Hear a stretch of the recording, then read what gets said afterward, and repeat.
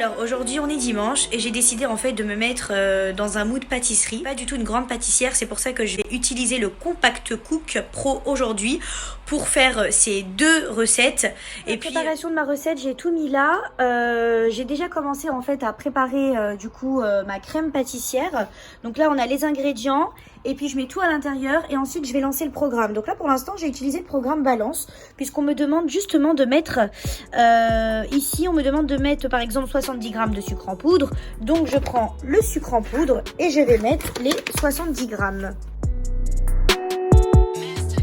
Donc là ça repart de 0 et je vais aller jusqu'à 70 grammes de 500 grammes. Je mets la palle de mélange. Du coup, j'ai mis le programme 17 comme m'a indiqué le livre. Donc le programme 17, on appuie sur programme, on tourne jusqu'à 17. Ensuite, ça va tourner pendant 10 minutes à 80 degrés avec la palle de mélange que je vous ai montré en vitesse 2.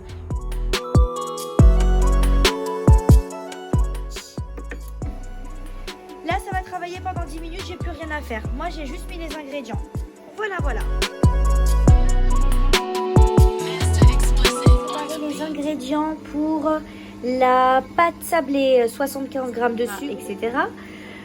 Du coup, là, mon Compact Cook qui continue de tourner. Moi, les ingrédients sont préparés dans l'ordre dans lequel je vais le mettre dans la machine.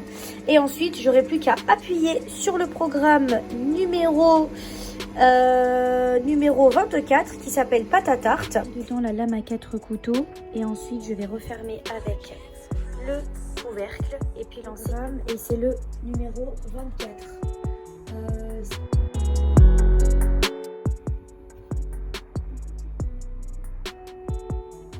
24 et je clique là.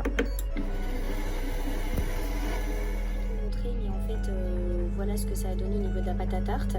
Donc c'était une boule que j'ai travaillée. Je me suis rendu compte que je n'avais pas de rouleau pâtissier, du coup j'ai fait avec les moyens du bord et puis ça m'a donné ça. Donc je